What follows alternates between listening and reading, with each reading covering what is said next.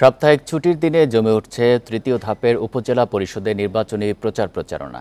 ২৯ মেয়ের ভোটকে সামনে রেখে ১১১ উপজেলায় প্রচার চালাচ্ছেন প্রার্থীরা। রাস্তাঘাট ছেয়ে গেছে পোস্টার, ব্যানারে চলছে মাইকিং।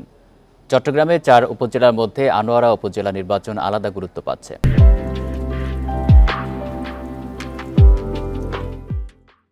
অর্থ প্রতিমন্ত্রী ওয়াসিকা আয়েশা খান ও সাবেক ভূমিমন্ত্রী ও স্থানীয় সংসদ সদস্য সাইফুজ্জামান জাবেদের সমর্থন নিয়ে ভোটের মাঠে আছেন দুই প্রার্থী। উপজেলার ৭৪ কেন্দ্রের সবগুলোকে ঝুঁকিপূর্ণ মনে করছে নির্বাচন কমিশন। পিরোজপুরে মঠবাড়িয়া উপজেলা পরিষদ নির্বাচনে ৩টি পদের বিপরীতে প্রতিদ্বন্দ্বিতা করছেন ১৪ জন প্রার্থী। এদের মধ্যে অনেকে নতুন মুখ।